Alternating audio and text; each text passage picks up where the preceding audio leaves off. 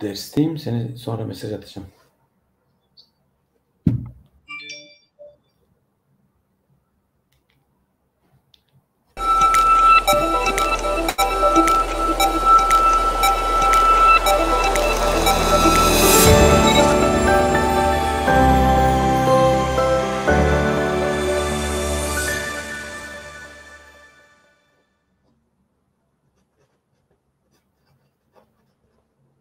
ئەفدەمێ وە باش عزیزان تەماشابانێن پلاتفۆرمە فیلمسازان ئەم کەیف خۆشن جارەکێ دن بوەرەنە vê carê بوانەیە فیلمسازێکی کورد ji باکوور بە.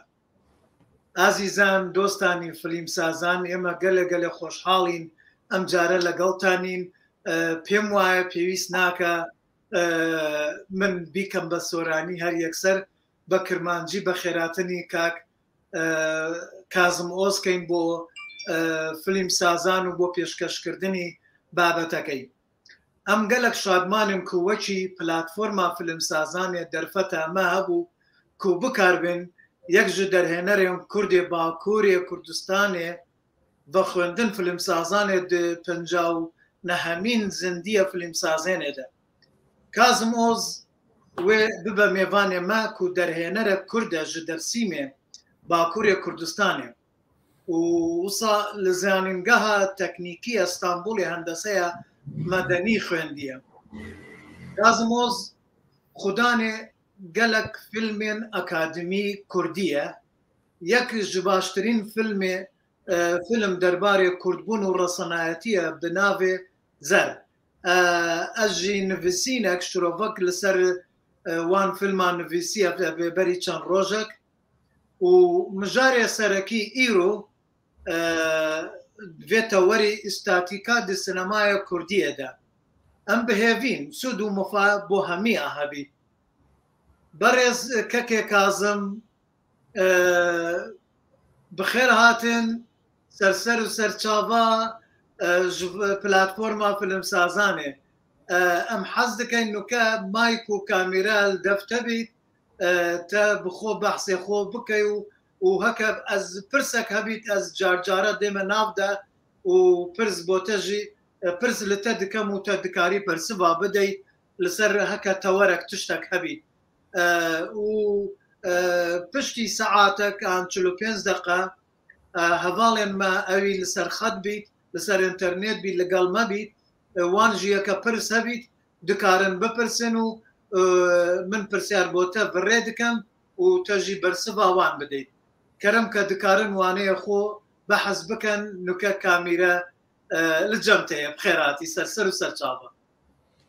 Serçavan gelek spas dikim ji bo daweta we. Ez gelek kêfxweşim ku di platformek wî da mafê axaftinê û mafê xwe axaftinê we damin. û silav ji hemû yê ku me gudar yan jî temaşe dikin. Di nav nîv saet yan jî 45 deqe de li ser sînemaya Kurdî em dikarin çi bêjin ez ê ku ji destê min çi bê di ser karê xwe da pêşte ez ê hinek tişt bêjim yani nêzikbûna min a sînemayê çi ye ez di sînemaya Kurdî de estetîkê çawa dibînim û di belku car caran di sînemaya Dunyayê de jî yan jî di dîroka sînemayê Kurdî de estetîk çawa cih kirtiye û hebekê jî pirsgirêkên sînemayê Kurdî çi ne em gereke çi bikin peyvîrên me di vê derê de çi ye peyvîrên yên ku sînema diafirînin çi ye yan jî peyvîrên yên ku di sînemayê de ji aliyê teknîkî ve dixebitin çi ye ya dawî jî belku peyvîra temaşevanan bîneran çi ye li ser wê ez ê bîsekinim.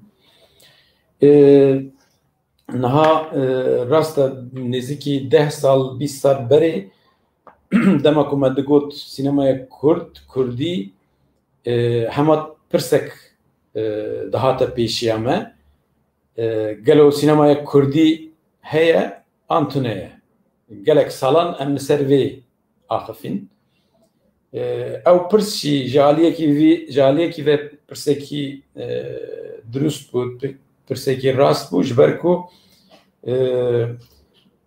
berê her tiştî hebûna Kurdan dihate nîqaşkirin yani Kurd di dîroka dunyayê de belkî jî xwediyê trajediya mezintirin ji ber ku zêdetir li Bakur lê hemû parçeyan jî berê her tiştî hebûn û tunebûna me hate nîqaşkirin yani me gelekî li ber xwe da ku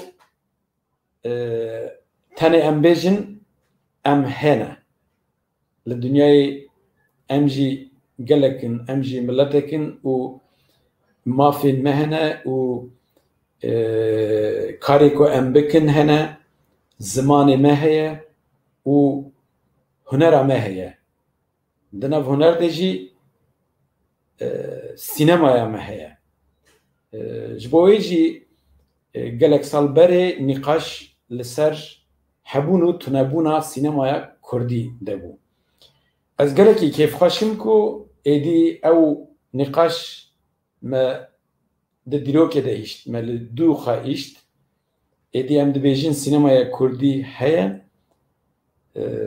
lê sînemaya Kurdî çawa heye sînemayekî çawa heye pirskirêkên wê çi ne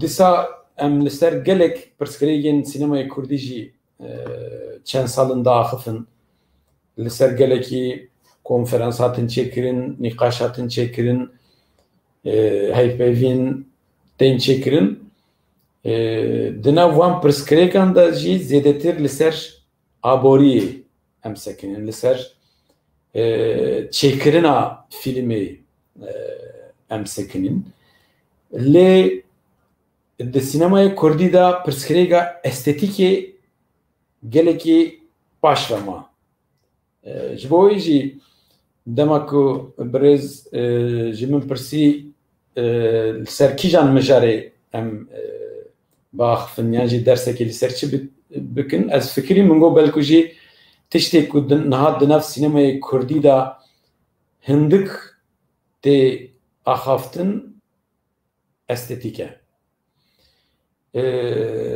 belê pirskirêkên me yên mezintir hebûn heta niha li dunyayê weke ku min got hebûn û tunebûna me hat nîqaşkirin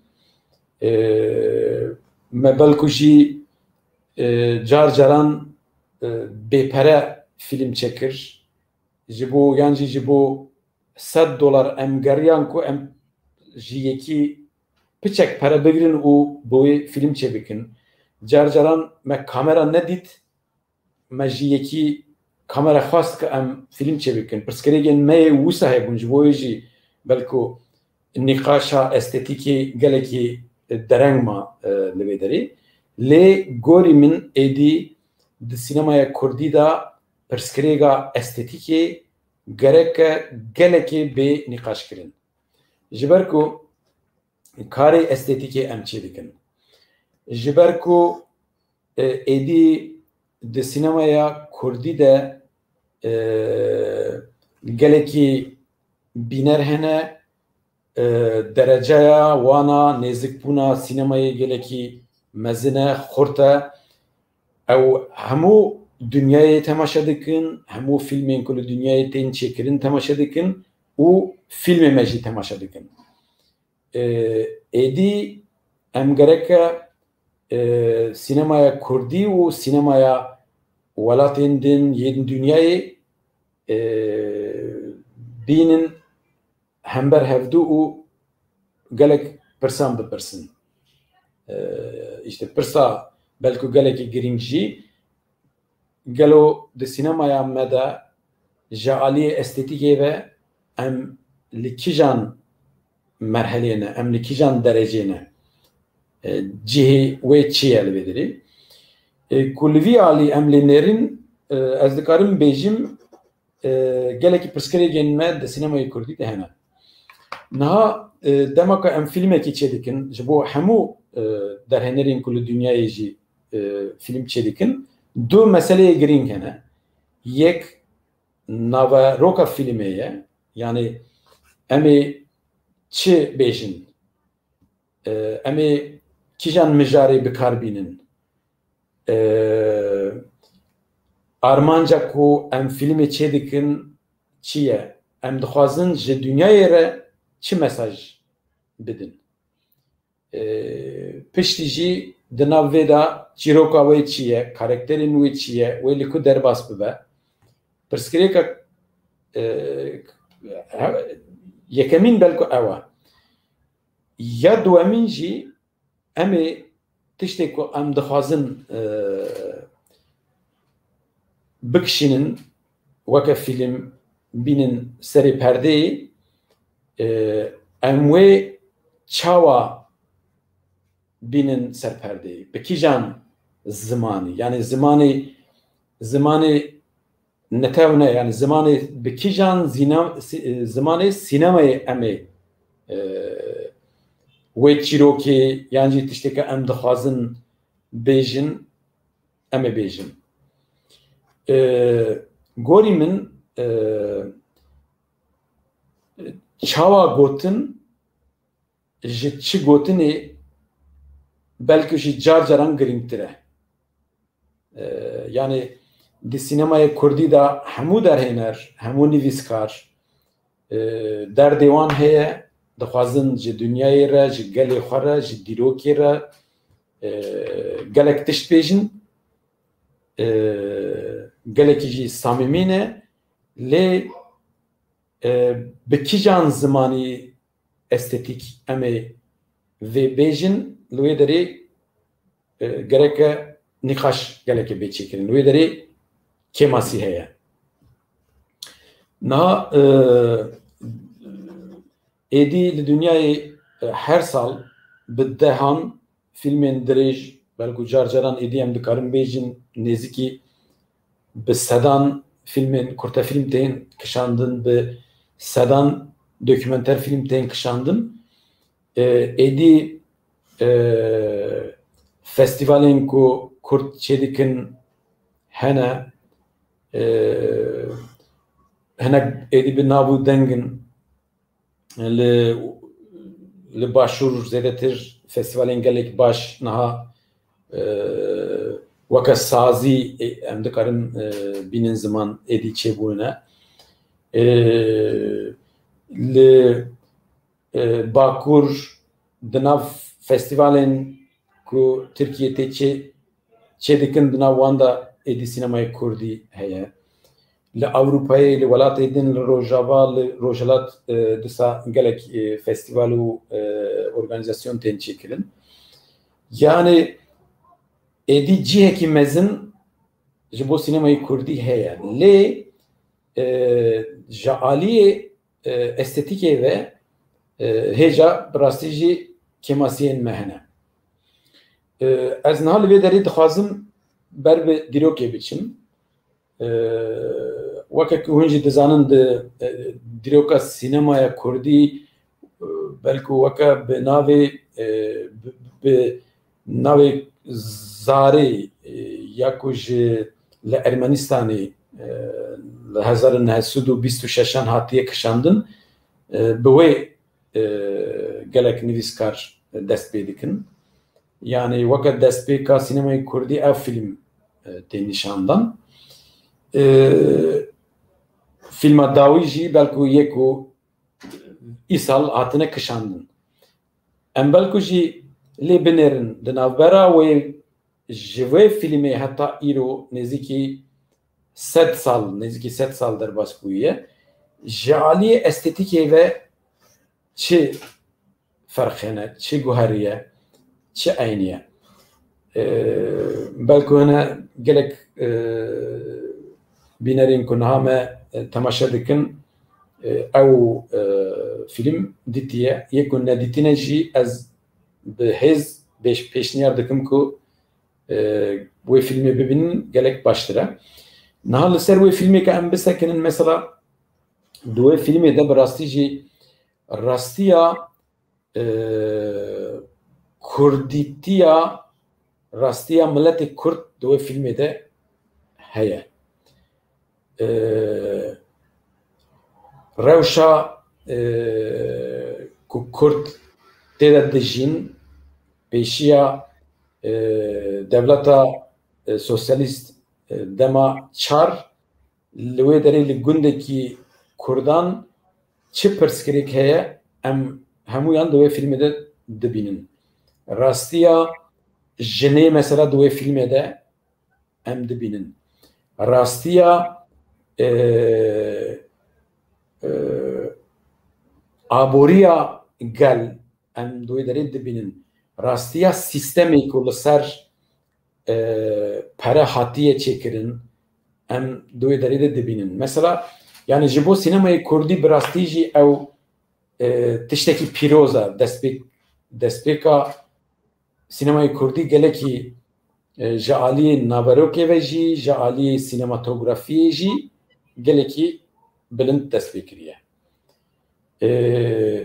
Yani em ku wê filmê analiz bikin mesela rola lîstikvaniyê, rola kamerayê, rola cilûbergan di dîroka sînemaya dünyayê de jî em tiştekî gelekî bi rûmet di wê filmê de dikarin bibînin. Ew jî tê wê maneyê ku gereke em ji aliyê estêtîkê ve gelekî şert û mercên me bibin. Yani em merhelekê bînin pêşiya xwe û binê wî gereke em qebûl nekin. Niha di nêzîkî not sala em bêjin ew piştî wê filmê di sînemaya Kurdî de film tên kişandin. Lê mesela estêtîkê zêde jî pêş ve neçûye. Belkî jî em dikarin wê jî bêjin. Yani heger ku em karê estêtîkê baştir çêbikin belkî jî meselaya pirsgirêkên sînemaya pirsgirêkên gelê Kurd jî sînema wê weke amûr bê bikaranîn jî belkî jî. Dinya wê zêdetir rewşa gelê Kurd hîs bike, fêm bike. Yani zimanê yan jî rêya ku em bigihêjin dünyayê rêya estêtîkê ye. Ne tenê rêya ku çîrokên me hene, rastiya gelê me heye, dîroka me nizam çi bûye, çi nebûye. Ew bi serê xwe têrê vî karî neke. Ji bo wê jî armanca min di sînemayê Kurdî de em estêtîkê çawa pêşve bibin. Li ser wê gereke em biaxivin. Yani mesela em filmekî li Kurdistanê dikişinin yan jî em filmekî çîrokekî karakterekî Kurd dikişinin gel li Kurdistanê be an jî li welatekî din be ferq nîne. Ne tenê gelê Kurd jî yekî Arjantinî, yekî Rusî, yekî Amerîkî çawa çîroka me zêdetir hîs bike. Bersîva vê pirsê estêtîk e. Yani em ku estêtîk zimanê estêtîkê bikarbînin yan jî bigihêjin wê merhelê ez bawer dikim ku li hemû dünyayê filmê me û belku êşên gelê me wê bên zêdetir bên femkirin û em ê zêdetir bên qebûl kirin. Dîsa em di dîrokê de devam bikin. Yani piştî filma Zarê mesela em ku li Bakur binerin piştî pêncî di sînemaya Tirkiye'de gelek mijar karakter erdnîgariya Kurdan di sînemaya Tirkiye'de heye. Hatta em dikarin wê jî bêjin di dîroka sînemaya Tirkan de filmên ku zêdetir bi hêz li dünyayê hatine nasîn, derhênerên ku zêdetir li dünyayê hatine nasîn, filmên ku wan kişand çîrokên wan, bingehîna wan zêdetir Kurd e. Belku ji bo hemû perçeyan jî em dikarin vê bêjin. Yani mesela ji bo rojhilat jî em dikarin bêjin sînemaya İranê nîviyê wê sînemaya Kurdî ye. Sînema Tirkiye ne nîviyê jî zêdetir ji nîviyê wê belku ji sedî heftê sînema Kurdî ye. Cilûberk, karakter, çîrok, erdnigarî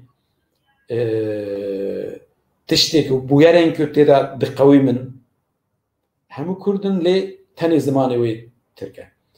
Yani ew jî nîqaşekî gerekî belku tenê li ser vê gereke çend ders bên çêkirin. Manaya wê çi ye? Femkirin em ku vê wisa fem bikin wê me çawa tesîr bike. Pêşiya me di pêşerojê de em ê çawa nêzik bibin. Ji ber ku gelek hinek nivîskar yan jî dîrokzanên ku li ser sînemayê Kurdî dixebitin, mesela dîroka sînemayê Kurd ji notî tenê dest pê dikin. Ew jî tiştekî nerast e. Sînema Kurd belku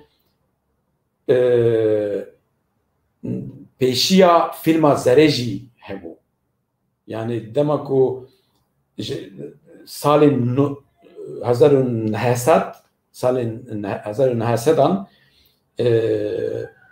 li dünyayê li gelek welatan karê sînemayê dest pê kiribû, di nav da Kurd jî hebûn, lê Kurd bi navê Kurd ne dihatin qebûl kirin, ji bo wê karê ku wan çê dikir li ser navê netewên din dihat qebûl kirin.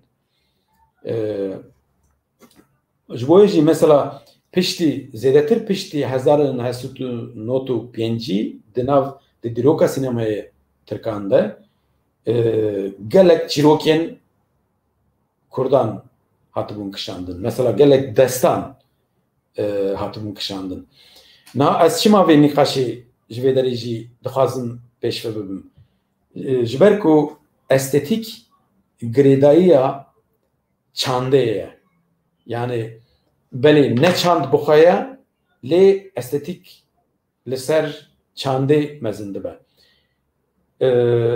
Sînemayê Kurdî belku jî gorî sînemayê din, gorî netewên din zêdetir girêdayiya çandê ye.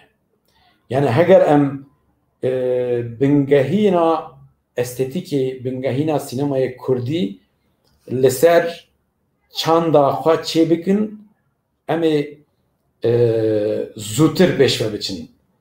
Em ê bihêztir bibin di nav sînemayê de. Çima wisa ye? Ji ber ku çanda Kurdî di dîroka dinyayê de bi rastî jî gelekî bihêz e.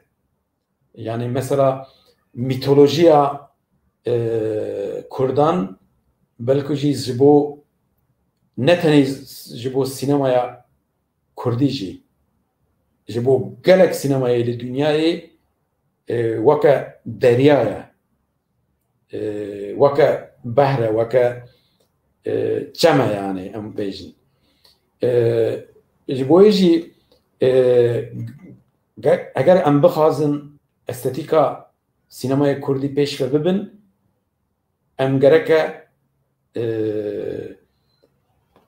karê çandê li ser gelekî qed bidin, gelekî xebat li wê derê çê bikin, ew ê me ronî bike. Ew ê yani em dikarin bêjin fenera estetika sinemayı Kurdî belkû jî çanda Kurdî ye.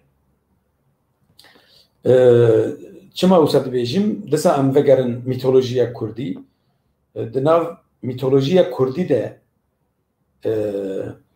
em dikarin çîroka modernizmê jî modern jî bibînin di wê derê de. Yani mesela çîroka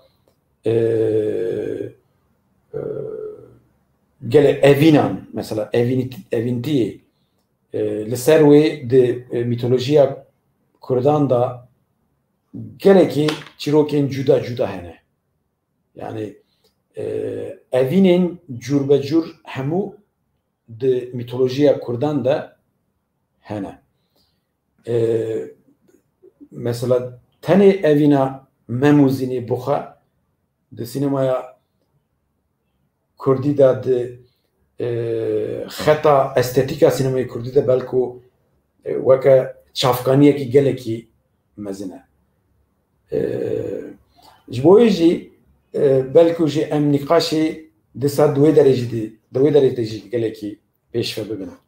û heger em dixwazin sînemaya Kurdî de estetikê pêşve bibin, em weke dîroknasek, weke lêkolînerek em sînemager bi xwe gereke di nav gel de xebatê çê bikin. Weke yên ku diçin axê dikolin û dîrokê ji bo dîrokê tiştekî em bibînin weke dîroknazan em gereke em sînemager jî di nav çandê da bikolin, lêkolîn çê bikin û çîrokên xwe bi dîrokê bi hêza çandê em pêşve bibin. Rast e ew tiştê ku ez dibêjim nayê vê maneyê ku em tenê di dîrokê de bimînin. Em rast e êdî dunyayekî nû heye, êdî dem guheriye, teknolojî gelekî pêşve çûye, em ne ku 10 sal berê ye, ne ku 1000 sal berê ye, lê girêdayiya dîroka çanda me girêdayiya îro ye. Yani em ku wê demê fem bikin, ez bawer dikim em ê baştir, pêşerojê baştir di sînemayê Kurdî de pirsgirêkê me yên ku pêşeroj de tên çi ne em ê wan baştir fem bikin. Yani çavkaniyekî gelekî mezin jî ew e. Nizanim dengê min tê? Ez deng gelek baş e. Belê. Deng gelek baş e, xem neke. Belê. Niha ez min qala 1900 piştî 1905 di sînemaya Tirkan da çi bû çi nebû min qala wê kir hevekî. Li wê derê hûn bi xwe jî dizanin mesela karakterekî weke Yılmaz Güney derdikeve. Belkû jî Yılmaz Güney çima di dîrokê de cih kirt bersiva wê ya yekemîn belkû jî em bêjin estetik jî bû. Belê Yılmaz Güney bi xwe mirovekî gelekî polîtîk bû. Nêzîkbûna wî ya dünyayê cuda bû, bi xwe sosyalîstek bû. Dixwast ne tenê Kurdan li hemû dünyayê şoreşek çê bibe. Felsefeyek wî hebû, lê di sînemaya wî de jî estetik merheleyek estetikê hebû, dereceyek estetikê hebû. Loma filmên Yılmaz Güney ne tenê Kurdan fem kir, ne tenê Kurd jî hez dikin. Yekî Japonî jî dema ku filmekî Yılmaz Güney temaşa kir, di tesîra filmê de dimîne. Çima ji ber ku di filmên Yılmaz Güney de jî zanistiyekî dîrokî û zanistiyekî estetik jî hebû. Em ve minaki dikarin ji bo sinemaya rojhilat jî bêjin. Sinemaya İran û rojhilat jî em dikarin bêjin. Mesela li wê derê jî di tekiliya çand û estetîkê de rolekî gelekî girîng heye. Loma dinya îro ji li filmên rojhilat, li filmên İraniyan hez dikin. Yani çandekî sade, saf lê estetikekî xwazayî di sinemaya İranê de derket holê. Ji bo wê jî wekeke min got bînerên dünyayê jê hez dikin. Ji ber ku bêhna çanda kewin di sinemaya İranê de tê. Em gereke vê jî di sinemayê Kurdî de vê biparêzin, vê pêşve bibin. Yani mesela sinemaya İran û sinemaya Yılmaz Güney yan jî rastiya civata ku sinemaya rastiya civakî dibêjin di nav sinemaya Tirkiyeyê em wê li hev bînin hember hev tiştên cuda û tiştên li hev çûyî hene. Ji bo sinemaya Kurdî gereke her du xeta ku di vê derê de hene gereke em wê biparêzin. Yani em gereke wisa lê nêzik nebin. Ew sinemaya Tirkiye, ew sinema İraniye, ew ya Erebana em gereke em Kurdin, em ji wan jî hemû cudana jî gereke nebêjin. Di nav wan hemû sinemayan de rola me heye, çanda me heye, dîroka me heye. Em gereke wê rast bikin. Navê rast lê bikin. Ew jî ji xwe hêdî tê kirin. Dîsa di her du van sinemayan da ku em bînin hember hevdû di sinemaya İranê de wekeke min got nêzikbûnekî çandî bihêz de ye. Di sinemaya Tirkiyeyê de ya ku xeta Yılmaz Güney tê de ye sinemayakî polîtîk ji dünyayê tiştekî dibêje heye. Ew her du jî ji bo sinemayê Kurdî rengên gelekî baş in. Ji bo belku em ji bo başûr jî bêjin. Mesela ji bo başûr jî di tesîra sinemaya hem tesîr daye sinema Ereban hem jî ji sinema Ereban tesîr girtiye.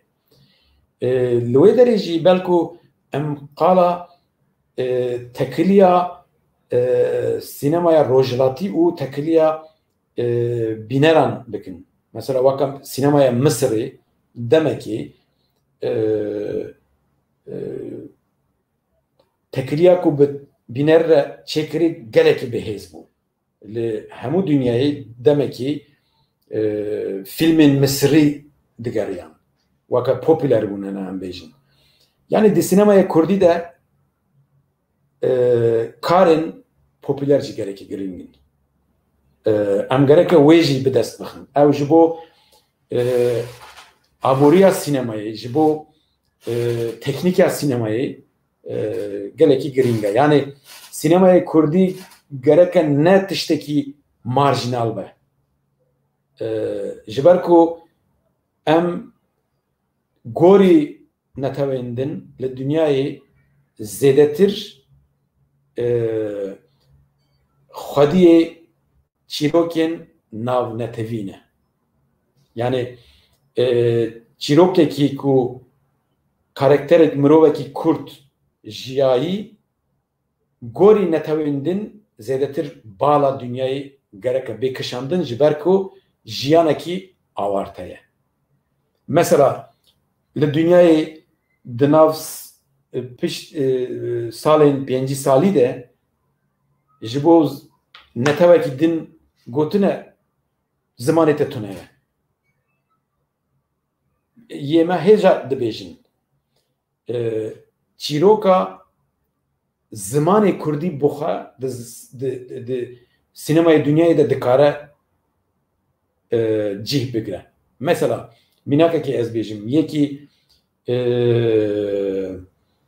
İtalyanî ez bêjim ew çîroka Kurdî nivîsî bû. Dayîkek diçe di girtîgehê de kurê xwe bibîne, lawikê xwe bibîne, ziman qedexe ye, dayîk bi Tirkî nizane, lê bi Kurdî jî gereke nepeyivin, dayîk diçe li girtîgehê de di odayekê de wê zarokê xwe bibîne. Lê Kurdî qedexe ye. Yekî İtalyanî ew nivîsî bû, dayîk tenê dibêje navê zarokê wî Kamber Ateş e. Kamber Ateş nasılsın? Yani bi Kurdî Kamber Ateş çawayî. Tenê ew pirs. Çawayî, çawayî. Ew jî bi Tirkî tiştekî dibêje, lê ew jî fehm neke. Nêzîkî nîv saet tenê ew peyv bikaranîne. Niha ew tiştekî rast e, di nav jiyanê de ye, lê ji bo sînemayê çîrokek e. Em ku vê bi rêbazekî estetîk baş bikişînin, ji aliyê teknîkê ve baş bikişînin, lîstikvanekî Kurd tê de baş bilîze, ew budgeta wê hebe, dünya hemû dikare vê temaşa bike. Lê em ku weke slogan vê bikişînin, yani mesela estetikê bikar bînin, estetikê bikar neyênin, tenê wê weke slogan em vê bikişînin, wê kes vê filmê nebîne. Ji bo yê jî ez dibêjim ew tiştekî rola estetikê êdî di sînemayê Kurdî de belku ji hemû pirsgirêkên me girîngtir e. Wekî din ez dibêjim herhalde nêzîkî çel deqe bû ez hevekê qala karê xwe bikim di sînemaya min da ez çawa nêzik dibim belku hevekî wê ji were bêjim wê baştir me be. Paşê jî pirs mirs belku wê nîqaşê me pêşvetir bibe. Bira Kazım serî saet neke. Em gelek heval serxetin hêviya dikin guhdariya te bikin. Belê, serçavan spas. Niha min filma min a yekem axe, belku hinekan dîtiye hinekan nedîtiye, ax filmekî kurte filmeke nêzîkî 25-27 deqeye. Demeka min dest bi sînemayê kir, ew tiştê ku heta niha ez ji were dibêjim ew nîqaş ew referansên min ew bûn. Min got heger ez sînemayê çê dikim, gereke ne tenê Kurd jî ez ji aliyê estetîkê ve ji aliyê sînematografiyê ve tiştekî xurt gereke ez çê dikim. Ji bo yê jî min got bila deng, mesela diyalog hema qet tê de çênebe. Çîrokekî ku rastiya gelê me tîne ziman gereke ez wê bikişînim. 27 deqan karakterê sereke qet napeyive. Tenê peyvek wê hebû, ew jî paşê min montajê de ew jî abet. Yani tiştekî dijwar bû, lê ew film ku derket gelekî festival geriya û min hêja li dünyayê festival çînenên min ew jî nedizanî, lê ji min fehm kir ku ji aliyê estetîkê ve firsendek bi destê min ketiye û gereke ez wê bikar bînim. Êdî piştî vê filmê mesela min paşê jî dokümenter kişandin. Mesela weke ku hûn jî dizanin di dokümenterên klasîk de ji aliyê estetîkê ve zêde tiştek tê de tune ye. Mirovek dixune weke ew metîn gelekî metînekî dirêj heye, ew dixune mesela qala dîrokê dike û دیمنین دیروکی برهفته که او دکیومنتر او صدر اسپیده که یعنی دچه رپورتاج چیده که رپورتاجان برهفته که او دکیومنتر چیده که من لوی دریجی گوری خواه نقاشک دست بکر من گو ده دکیومنتری ده belgeseli de estetik çiye. Gelo çima em de sinemaya da yani de kurta filme de estetiki nikaş çedikin yani dereceye ki armanjlıkın le çima de dokümenteri de em çenekin. Min de dokümenterinde röportaj hema qat çenekir. Ayku dengi ku dxune من قلت جرك أزري بكارنين أز تشتكي دم بافرينم يعني شاوكو مروف حلبستك الدنيفيسة جرك الدوكيومنترجي تشتكي بسببه بل التلفزيون ده دوكيومنتر جالكي كلاسيك بويا و لسر ريبورتاجان هاتيه تشكرن ولسر دنجكي درده هاتيه تشكرن لي أزل الديجيوان هم چیروکا خوا بیجم هم دردی خوا بینم سر پرده هم جی بگیجم همه دنیایی مثلا ده فیلم منا دوکیومنتر منا داویدا یاکوب هبوتونه بوده جیانا کارکرین دمسالی کرد ینکو جباتمان دین لترکیه وکا کولا دخبتن من لسر وان çekir o jaliye estetik ve min vaka filmeki direş çekir. Ev film gori min vaka mektebek bu brastici. Jiberko min fem kir ku eri em kusa az kusa nezik bum xaza jiyan buxa deriyan vedike o herkes rola xa buxa dilize. Yani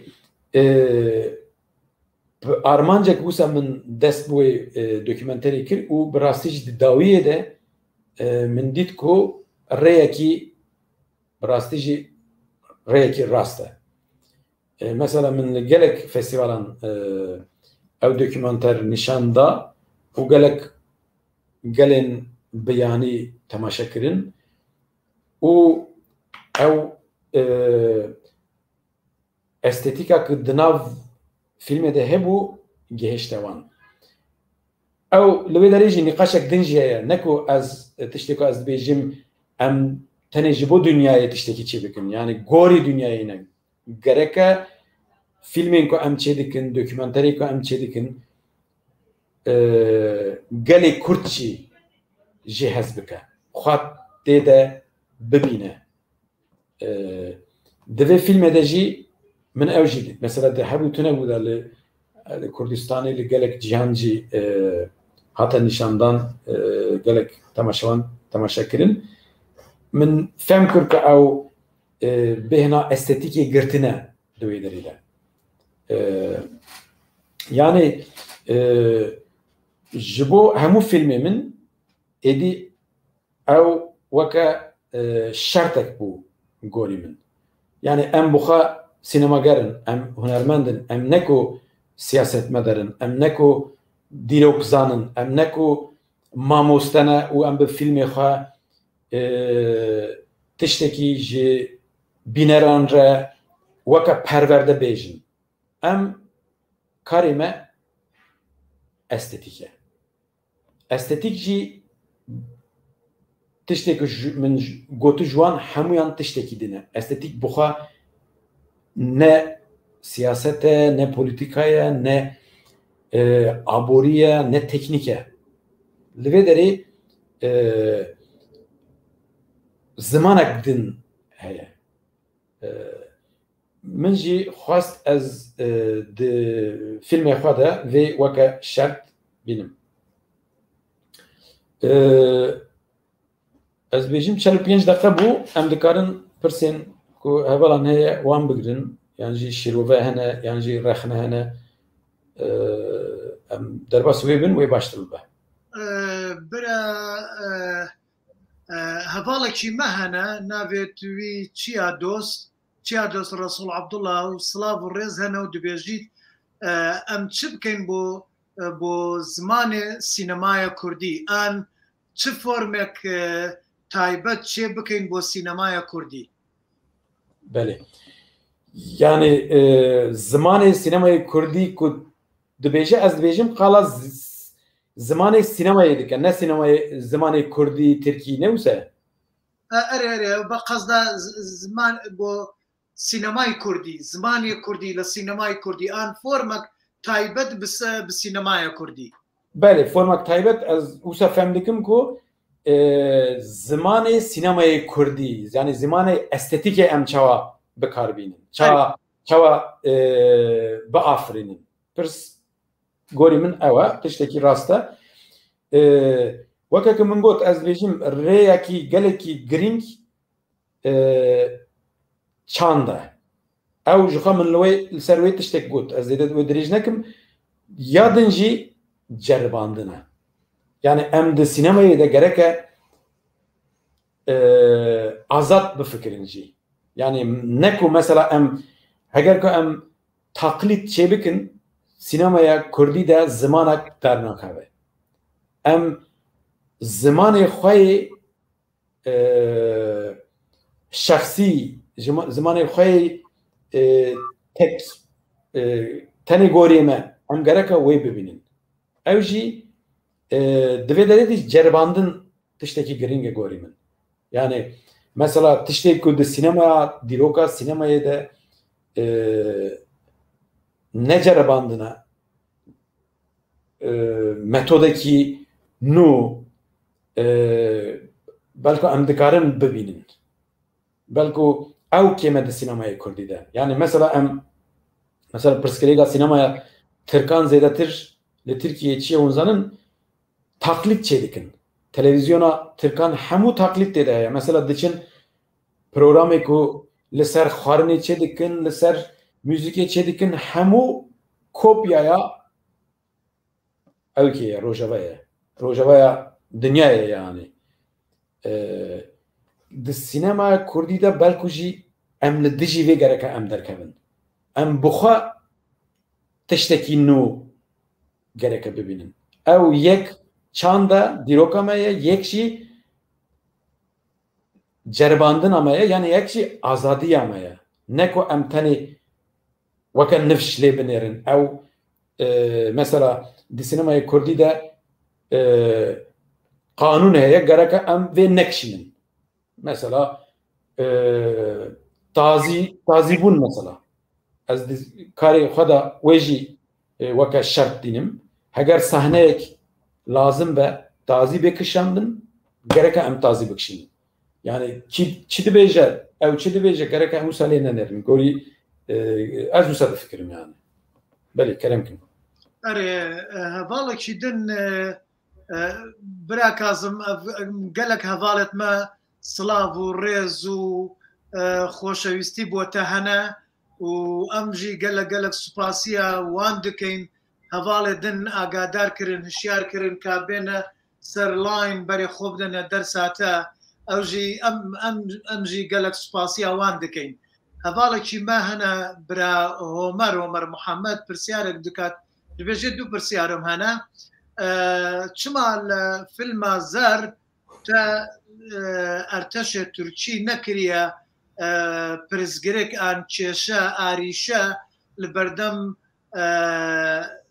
geriyana Jan karakterê Jan li filma Zer bo dîv awazê Kurdî yani diba erteşê rê bigirin neêlin wî biçîte biçî dîv awazê Kurdî biçît awazê stranê bêjîn zerê biçît yani çima te ew rêgirî ew arîşe çêkirin çê nekiriye li nav filîman nîşan nedaye nehêlin Jan karakterê Jan biçe wê derê ew çîrokekî xwezayî ye yani rast e car caran ji bo di nav çîrokekî wisa da tengasî çê dibin belku mesela لشکر ناهێلین بچن لێ دەمەک و ئەو فیلم کشاندی لێ باکوور هەبێکی پچێک ئازادی جی هەبوو ji بۆ کارکتەر jî disa jî em ew dagirkariya ku devletê li wê derê çê dike em hemûyan di nav fîlmê de gorî min em dibînin lê yekî Amerîkî her dem dikare biçe li wan deran bigere yani li wê derê zêdetir astengiyek jî çê nabe gorî min. Erê hevalekî dinê me navê wî Siyak û Ezîz wê jî arîkarê me ye li filmsazan dû pirsyar hene dibêjît te dibêjît em filma xwe wisa çê bikein bo derve nebez bo tenê bo Kurd yani bo sînemaya cîhanî bo bînerên cîhanî ev e yek û pirsgirê din jî dibêjît em nebîn bi mamosta û dersa bêjîn belkî êrîşe bixeyne berdest bînerên Kurd wan bifikirin te jî wisa dibînît? Belê pirsa yekem çima ez wisa dibêjim ji ber ku wekeke min got du gelek sebebê min hene yek belku sînemaya Kurdî ihtiyaca xwe ya dunyayê heye yani gereke çîrokên me dünya temaşe bike yek dünya gereke me fêm bike du heger ku dünyayê çîrokên me temaşe kirin ji aliyê teknîkî ji aliyê aborî ji aliyê estetîk ji gelek aliyan em ê pêş ve biçin em ê zûtir pêş ve biçin yek ew e bibore pirsa duhem çi bû? Pirsa duhe dibêjît boçûnê te yani re'ya te hûsayeke em nebîn bi mamosta filme me wekî mamosta nebî dersa bêjî belkî wisa bî bîner ewî berê xwe didate filme me hizir bikat bifikrît. Belê yani ji bo dersan perwerde lazim e yani huner rast e aliya ji aliyê perwerdeyê ve jî rolekê hunerê heye lê tu ku wê rolê bigirî pêşiya her tiştî li wê derê karê hunerê çênabe perwerdekirina hunerê bi xwezayî ye lê perwerde bixwe mesela perwerdeya siyasetê perwerdeya îlim ew weke program e yani tu gerek li ser wê bikî mesela niha em çi dikin em him perwerde him nîqaş çê dikin niha li vê derê lê ji bo sînemayê heger ku tu filmek kişand li wê derê de estetik lazim e estetik xwezayî dixwaze gorî min ez wisa difikirim ya Erê her hevalê me Siyako pirsyarekî din dike dibêjit çi qast Sumbul û dastan û çîrokên kevnên me giringin di filma de cihê xwe hebin gelekî giringin lê berê her tiştê gereke em bixwe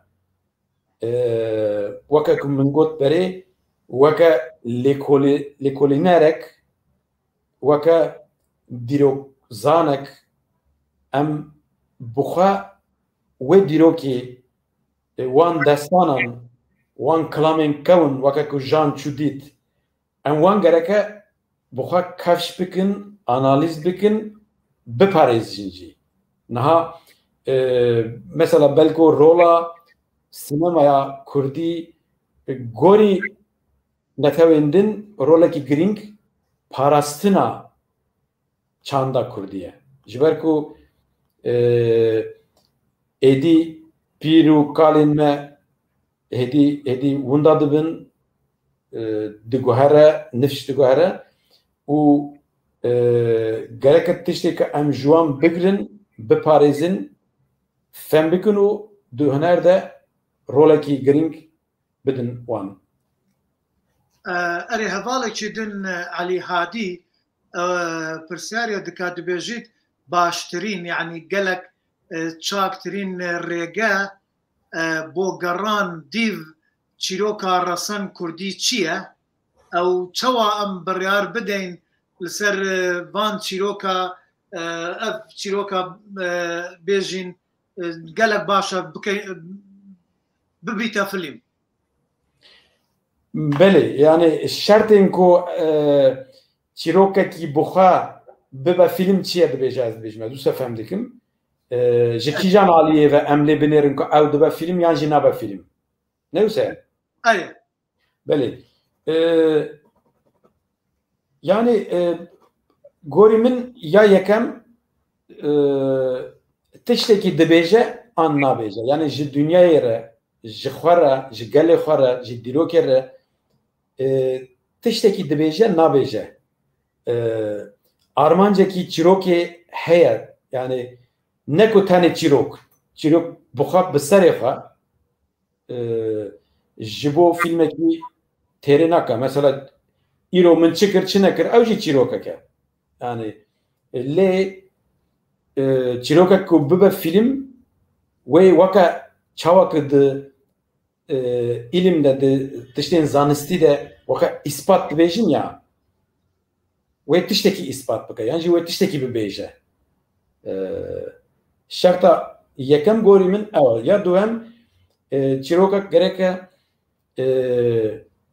rîtma wê hebe yani eger ku yek gudarî dike yan jî yek temaşe dike tekiliya çîrokê filmê û temaşevan gereke xurt bibe yani mesela hinek dibêjin gorî min temaşevan bîner ne girîng e ez buxa çîrokekê dikişînim û dibêjim gorî min ew ne rast e yani em hemû tiştê ku em dinivîsin tiştê ku em dikişînin hemû ji bo yekî din em dikin ne ku ji bo xwe ew tê wê maneyê ku eger ku yek dinyê lê binêre gereke tu gorî wê jî bifikirî tiştek di nav de zêde heye tiştek kêm heye tiştek femkirin heye tiştekî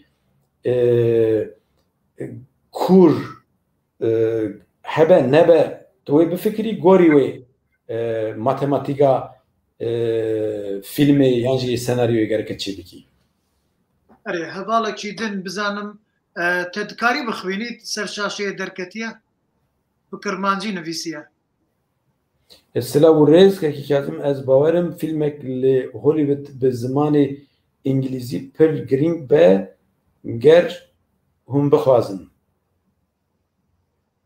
qesda wî yanî heke te film çê bike bi zimanê îngilîzî bît çêtir ew li Hollywood û li hemî alem û ew pirsgirê me digahîte hemî dinya bes min cavek hene bo ew min ez bixwe li Amerîka me nuka min dê film çê dikim hemî lêstikçe wan ligel min a şûlê dikin hemî îngilîzin Kurd tune Kurd an yek an du hene ew ca ez mecbîrim filmê dîroka Kurdî çîroka Kurdî evî min divêt bi Kurdî bi Englîzî çê bikim bi Englîzî çê bikim bi film bes te çawa dikey te li Tirkiyeyê Belê ez gorî min çîrok ku çi dixwaze gereke tu bi wî zimanî bikişînî mesela çîrokekî min nivîs belku li Rûsyayê derbas dibe û gereke hemû bi Rûsî bêkişandin çîrok çi dixwaze em gereke wî zimanî bikarbînin ne ku li wê derê karê siyasetê yani çawa bêjin siyaseta sînemayê gerek nehewce ye yani ji aliyê aboriyê ve nêzîkbûn jî gorî min nehewce ye yani ez ku vê bi îngilîzî bikişînim wê bi çawa lîvitê wê dunyayê temaşe bike ez wisa nafikirim çîrok bi îngilîzî baştir wê bibe bi îngilîzî dikişînim hemû gereke bi Kurdî bibe bi Kurdî dikişînim belê ez jî li gel te me li gel vê bawerî me çunkî karakterê te an cihê te ew rûdaw lê çê dibît ew rûdaw li wêrê be çawa ye bi îngilîzî ye bi Kurdî ye nuka min ez li wêrê li Amerîka ew demî dileyzim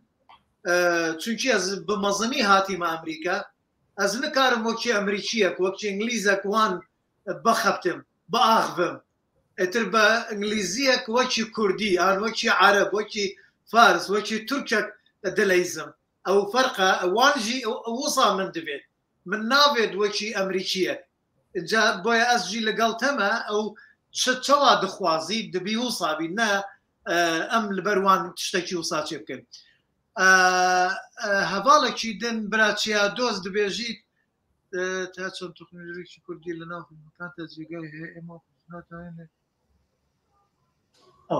دبيجيت تشقاست بيجين الرصنايتي لناف ديرو الرصنايتي ديروكا كردي لناف فيلم تا جهه خو قرتيه ان بحث كرنا عن جرانويا ديروكا كردي دا تا ام بقينا فورمك ني تشوايا الله متام فهم ذكر يعني ديروكا كردي دي فيلم نعم دبيجيت الرصنايا دي ودبيجيت تخم نظام تخم بكرمانجي شنا يعني يعني الرصناياتي ديروكا كردي الرصناياتي شيء ازوج مناوش فهم ذكر يعني دبي قالك كرد بيت كردياني بيت يعني دبي اصل بيت بتركي اصل كردي بيت يعني بس تركي ترك جودانا عرب جودانا هر یک تشتيت خو تايبت بخو هنا ان جاهي كردي جي دبي او هبي قصريا من عفيكا براين ببورن من زنيان خان لقل مان بوبواي اول جران بكات امادن ابو لبر مشكله انترنتي ترمن ناشار بون بكم ويكا ورجران بكم بويا هاني يشتم زور بروني نايتو قصريا من عفيكا اترو برسياريوي دكات دبيجي تشوا ام او اصل لناف تشيرو اري دري بخينو بهن نشاندان بله جبوي مثلا ام دكارم بلكو فيلمين ديروكي بكشين ام السينما الكردي اوجي كيمن مثلا هناك فيلم جرك لازم بنتهنك ديروكي بن هناك بويري كود ديروكي ده درباس بوي چیروکین هزاری مثلا چیروکین بلکو پیشیا ایسا د سینمای کردی ده او داستان فابل ای کون ام کو بکشینن تشتی که او دبیجه و زیادتر پیشوا بچه د سینمای ده رول بگیره نه اوجی گریدایی عبوریا سینمای کردیه bütçeye mesela ام çava bejin mesela şerri هزار سال برای لکردستانی که ام بکشینن براستیجی وقت bütçe فیلمی هولیوود جبو من لازمه لوی دریجی کماسیه کوسا درده که بیان همو تشت گریدایی هفدیت سینما کردی ده اره هوالک چی دن آواره عمر دبیجیت اره دبيجيت افنا وروك يعني بيجي ناف فيلمي ناف يعني تشيروكا فيلمي هكا ام بسادي بصاناهي نيشان بدين قالك فرا ان تشقاست ام دكارين مفال تشتين ساده ور بقرين بو فيلم اخو بله تشتكي بالراسته يعني ام كو تشخص تشتكي يعني نافروكا فيلمي كو تشخص ساده سیمپل وسا به راحت به دیتن به فهم کردن به تماشا کردن تعقیب کردن او خاص باشه لی او نایوی معنی کو تشتی سوک ببا یعنی تشتی ساده لی بنی ویده فلسفه کرکه هبه معنی کی گراند بن رهبه لی روی که ام دبینین گرکه ساده ببه صافی ببه از او صد فکرم يعني هذا هومر محمد دبيجيت دو فيلم زري زرده اريشا قالك تون نبو يعني بهيز نبو هكا اريشا شيء من اريشا فهمناك اريشا قرفت بريز قريك مشكله بله اري عریشه هر کرمانجیه بادینیه تر منجی بکارینه اره دبیجی هکا لبردم جان کاراکتر جان گرفت پرزگرگ زیتر با بو ودوزینا و گرینا دیو سترانا زره چیتر نبو لفیلم هذا؟ نا گوری من عریشه یعنی پرسکریگی پیشیا جان بخوایا او جوخات تشتكي مزنتره نكو لو يدار ري بقرن و جان نتشا او تشتكي زيدا او كنا عريشي كي مزننا او چاوا تشتكي د هندر خدا وي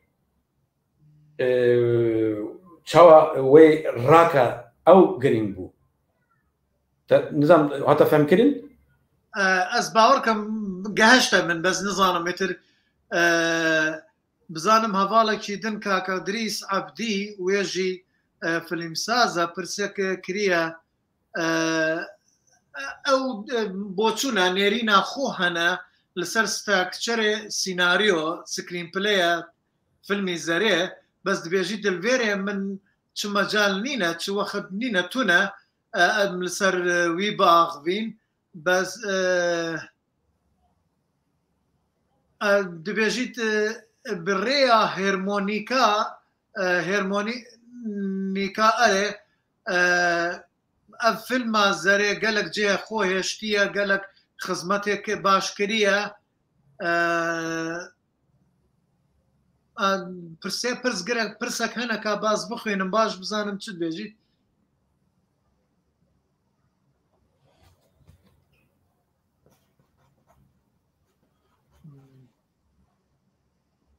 دبێژیت سنیر لە گەلک فیلمەتە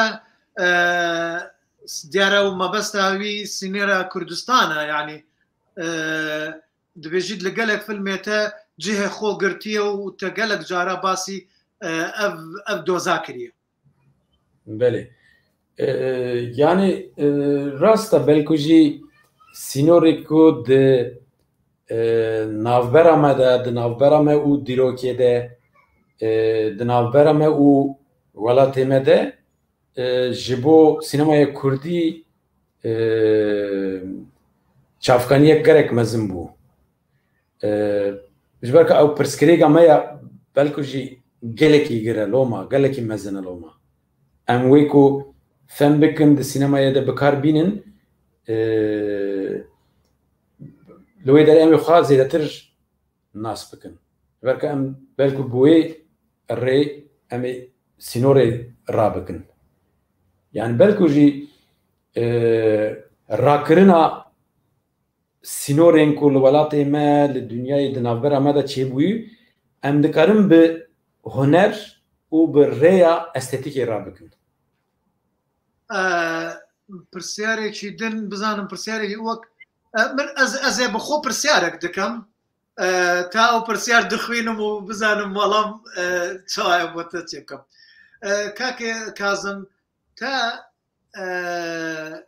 هێڵای کە ژان ناوێت ژان یعنی ئێش تە بزانی بتورکی ئاغریە نەوەیە تا چما بابووکالێت ژان وان حەز ناکەن بێژن ئەم کوردین بەس چما ئەv ناوە هات ناوێژان دانان چونکێوان نابێت بە کوردی باغ بن ئەڤەل دەب من بی بەس من گوتم هێشتا هەر ژان جانترە لە ئاغری بۆ فیلما بۆ کارکتەرێ ژان کە چەوە پرسگرێک خۆ بگەهێنیت ئەرێ بەێ سپاس دکم ڕاستە ئەو دەماکو من سیناریۆ دەنویسیژی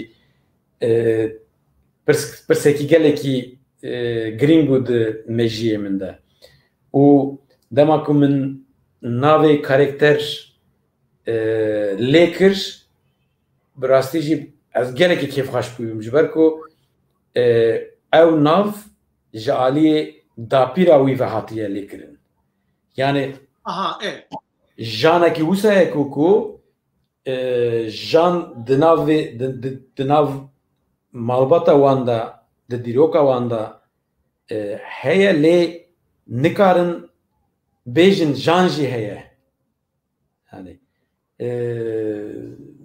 bele تریفە حەسەن خانمێکی دن وێ دپرسێت دەبێژێ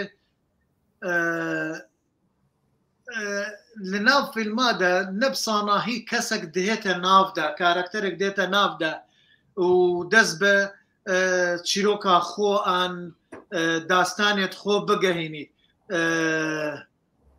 دەبێژیت چ تشتێکل دەفتە گەلک گرنگە گەلک فەرە هەبیت لە دەستپێکرێ هەتا دوماهی وان خاڵا چن بۆ فیلما کوردی کە دیرۆک و چیرۆکی ئەم کوردێنمە بگەهیت بەێ خاڵا یەکەم گۆری من ڕاستیە یعنی گرێداییە ڕاستیە ژیانەیە لێ ئەو نایەوێ مانەیەک و di sînemayê de tiştên rasterast gereke em çê bikin na ew tiştê bi Kurdî jê re çi bêjin yani serê rastiyê jî lazim e tiştê ku weke xeyal mesela em jî lazim e lê xeyalên me gereke ji rastiyên me dise jî bên yani em gereke ji rastiya jiyanê dest pê bikin lê derkevin ser rastiyê jî em wê derê gereke azad jî lê binêrin mesela çîrokekî wisa gelekî weke fantazî jî em dikarin çê bikin lê ku fantazî be jî belku destpêk gereke rastî be xala duwem samimiyet em dibêjin yani tiştê ku sext nebe yani tiştê sexte gereke nebe em tiştekî dibêjin bi xwe gereke bawer bikin yani ne ku tiştê ku em bawer nakin ku em dibêjin di sînemayê de ew gorî min derewe yani ji bo sînemayê tiştekî kara wê tune ye mesela em bêjin em di sînemayê de ji bo jin û mêrê tekiliyekî wisa xeyal dikin wê dibêjin lê em bi xwe tiştek din dijîn ew nebase ew jî samimiyet e gorî min yani برا ادریس عبدی دپرسی دبێژی پرزگرێک di filmê Zerê hizriye zêtir nek fîzîkî ye heke fîzîkî ba çêtir nebû û bi taybet لەگەڵ کارکتەرێ ژان علاقەتێک پەیوەندیەک کۆنتاکتێک کاتاریسمی دروست dikir belê tiştekî rast dibêje gorî min jî yekî hevalekî pirsî bû yani çima erişte pêşiyê derneket pirskirêk dernekeve pirskirêgên fîzîkî ne pirskirêgên psikolojîk pirskirêgên di nav derve ne pirskirêgên di navê xwe da heye pirskirêgên hemû mezin mesela bavê wî ye pirskirêgên hemû mezin sîstema Tirkiyeyê ye yani pirskirêgê hemû mezin hişmendiya wî ye ew ku belku tu pêşiya wê da leşker bê tiştekî fîzîkî derbikeve ew ji bo vê filmê bihêz nedibû gorî min herê hevalekî din awara Omer pirsyarek dike dibêjît sînematografer çi qast dikarin xizmeta derhênera filma bikin بۆ پێشخستنا بێژین فیلما ئەتر تشتێک لەسەر فیلمە یابانی دەبێژیت بەس من حەز دەکەم هەر هەندی بۆ تەبێژم ڕەیاتێ چەنە یعنی سینەماتۆگرافەر لە فیلما لە پرۆسێسی فیلم چێکردنە چ قاس خزمەت بە دەرهێنەر دکات و چەوە دەبیت ستایلێک جودا بۆ فیلما مە چێ بکات بەێ گۆری دەمەکە ئەس فیلمێکی دکشینم بڕاستیجی سینەماتۆگراف yani sinematografiya filmê pir giring e gorî min lê bi rastî jî heten aha min bi zelalî bêjim ew xes yani tam sinematograferekî ku ez bêjim ew e baş e min nedîtiye gereke xizmetekî mezin bike ji filmê re yani sinematograf belki jî çavê çîrokê ye. Lê ji ber ku bibe çavê çîrokê gelek xal lazim e. Yani wê çîrokê gereke pir baş hîs bike, fem bike, mijara wê, bingeha wê, felsefeya wê, nêzîkbûna wê yani weke derhêner hîs bike û bibe çavê derhêner jî. Evet.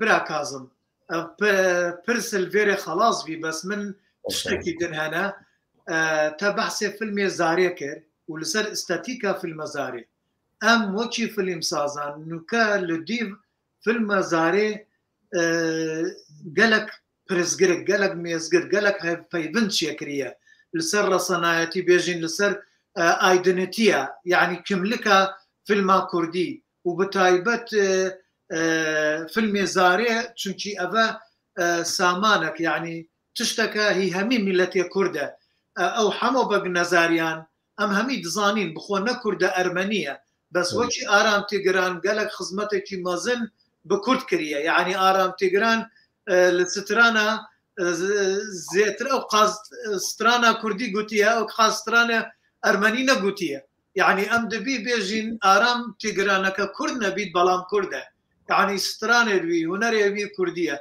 و همه بد نظرانجی وی سه فیلم با کردیه کریه سال 1926 یک لوان فیلم زاریه اینجا ام وکی فیلم سازم نو کم محاوله دکین چوابیت گلک سمینار چی بکین لسر فیلم زاری یک لوان او لاستقبانی لفیلم زاری بری افچان سالک عمری خودیه کر شو بردلوفانية خودي كوريوي نوكال يريفان حاضرة أم دفيت غازياوي بكين بيت هفايبينك تشبكا تا نزانم وقت تا شوايد زانم نوكاتا مجيلا فيلمي مجيلي بروجيكي دني چه ناز دكيت كسك ليفاقرك شروفاكارك لسر استاتيكايا فيلمي زاري بيت بوما هفايبينك تشبكات شروفاك تشبكات تشتك بيجيت آن هكا تبكاريت أم قال لك كيف خوش دبي پر باش دبا يعني هكا قدام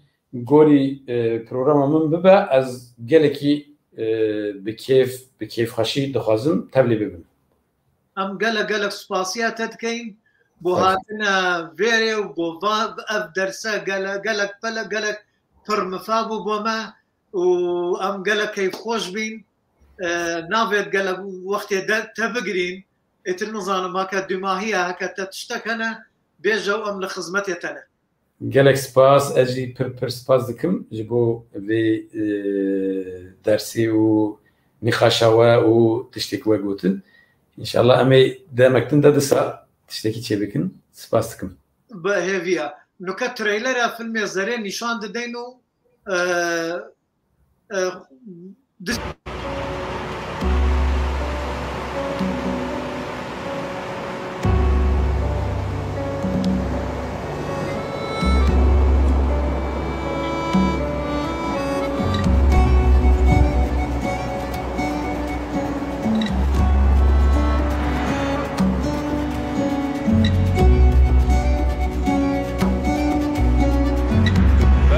Çok sevdim ama. Ya ben de sevdim ama hiç bu araç maraflar bizi rahat bırakmıyor.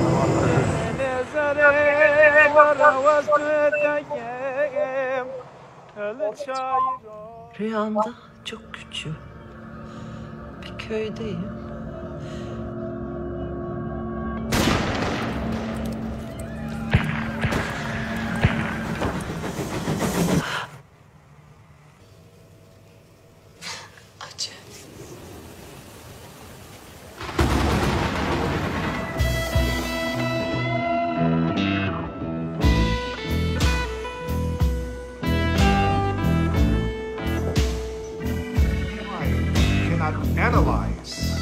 Rock and roll music. Bunu duyan çoban ben param var. Sen nerelisin hemşehrim? Ben Afyonluyum. Lan bu acım mı? Amerika'dan. Bizi de Amerika'ya götürelim, biz Amerika'ya görelim. Hepimiz Amerika'ya gidiyoruz. Bu arabayla. Bu araba.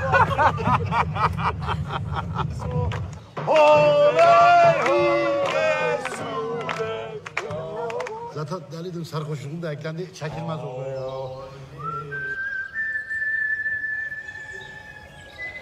Yarmışlarlı, dar berde, değri dürde, kemerde. Beni?